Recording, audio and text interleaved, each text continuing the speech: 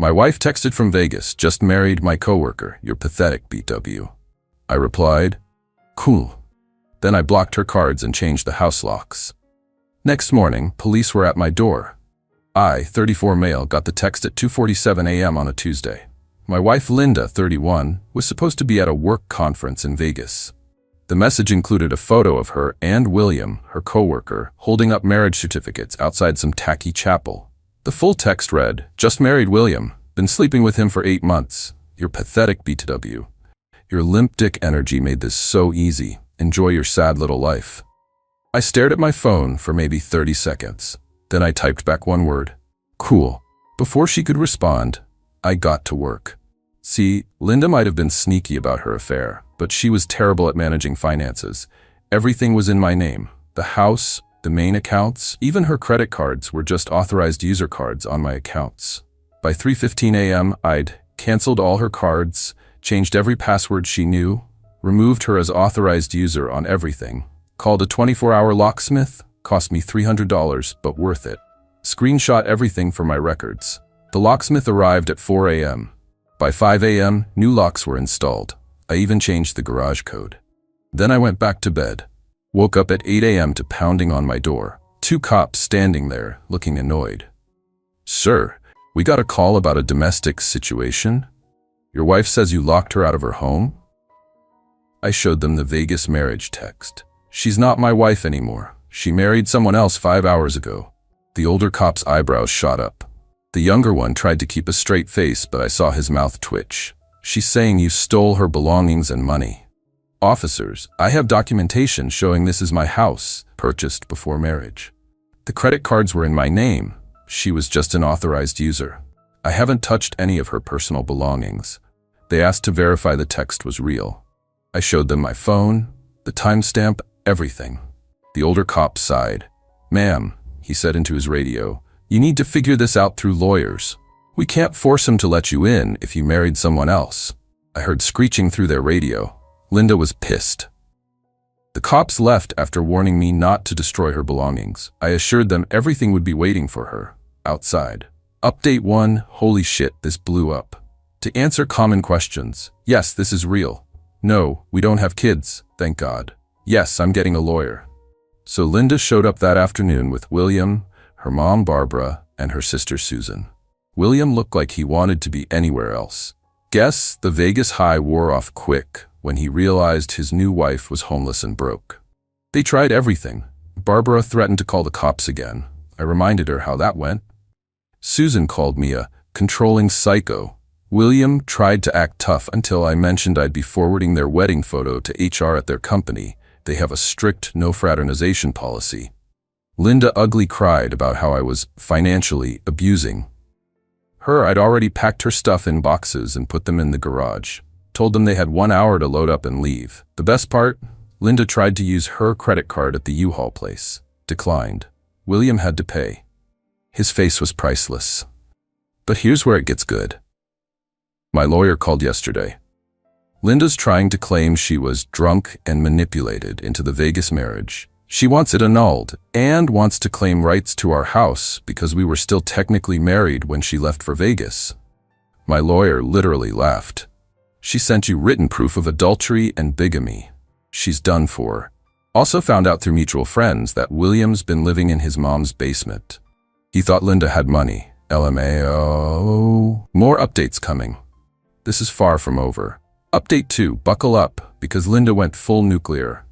First, she started a social media campaign, posted everywhere that I was an abusive narcissist who trapped her in a loveless marriage and forced her to find love elsewhere.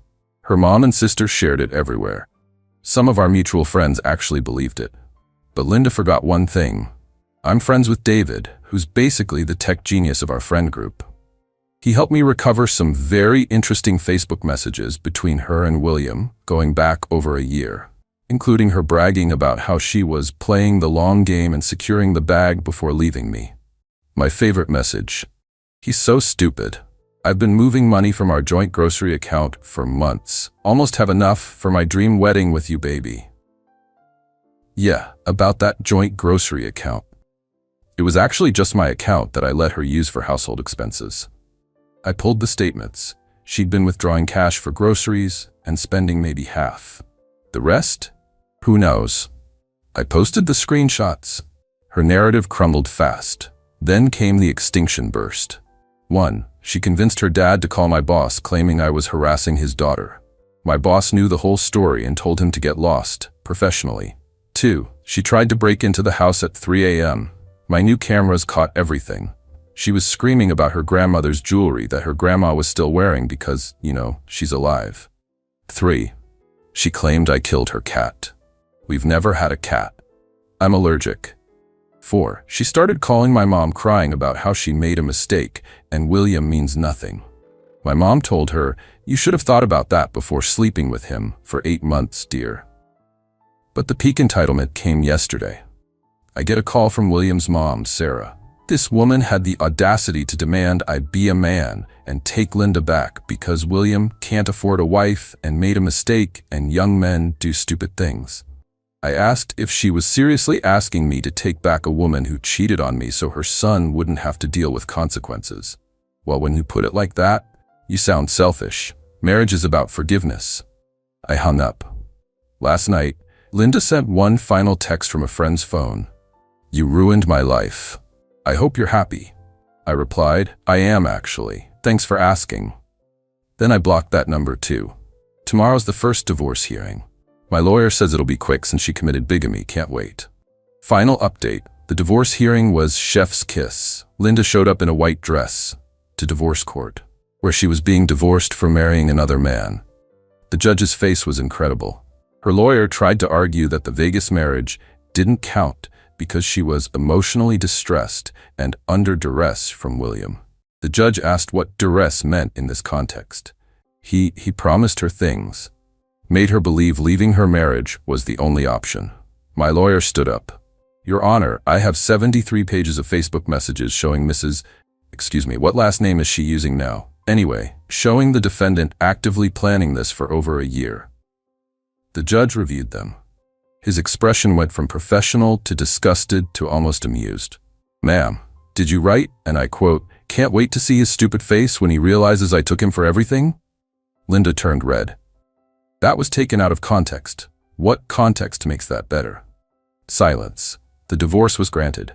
She got her personal belongings, her car that she's still making payments on, absolutely nothing else. She has to pay Memi alimony for 6 months because I supported her through her certification program last year. It's only $500 a month, but the rage on her face was worth millions. Outside the courthouse, Barbara started screeching about how I was stealing from her baby. Susan tried to throw coffee at me but missed and hit Sarah, William's mom, who had shown up to support young love. The coffee fight that ensued between the two moms was something. Security got involved. Plot twist. William wasn't even there. According to Sarah's screeching, he'd already moved on with a 22-year-old bartender he met at his wedding reception, aka the casino bar. Linda broke down sobbing. Not pretty tears, full ugly crying, snot and everything. She kept wailing, "This isn't how it was supposed to go." Her sister tried to comfort her. "It's okay, sweetie. You can stay with me." "I can't. Your apartment smells like cats and sadness." Even Susan looked done after that. Last I heard through the grapevine, Linda's living with her parents, William's engaged to the bartender. Their company fired both of them for the fraternization thing. Barbara's been banned from 2 Starbucks for harassing baristas who look like that bastard. Susan posted about cutting off toxic family members. Sarah is suing Linda for emotional damages to her son. As for me, I'm doing great. Sold the house for way over asking. Market's insane, moving to a nice condo downtown. Started seeing Jennifer from my gym. She thinks the whole story is hilarious and brings me coffee with "Not William" written on the cup. My lawyer framed the Vegas marriage certificate. It hangs in his office as the easiest case ever. To everyone asking if I regret being petty, nah. She played stupid games and won stupid prizes. The only thing I regret is not seeing the red flags sooner. Like when she said her ex was crazy for changing his Netflix password after she cheated. Should have known. Thanks for following this wild ride. I'm gonna go live my best life now. P.S. Linda, if you're reading this, and I know you are because you're obsessed with Reddit, William's mom called you a gold-digging succubus at her book club. Just thought you should know. Cool? Cool. Edit. Since some of you are asking, yes, this is 100% legal where I live. No, I didn't break any laws. Removing an authorized user from my accounts isn't theft. Locking my house isn't illegal. Die mad about it. Edit 2. Stop DMing me asking if Jennifer is single. She's not. We're very happy. Also, stop asking for Linda's social media. Let's not go there. Edit 3. William's bartender fiancé dumped him after finding out he was married. My lawyer sent me the annulment papers Linda filed. Under reasons she wrote temporary insanity. The jokes write themselves.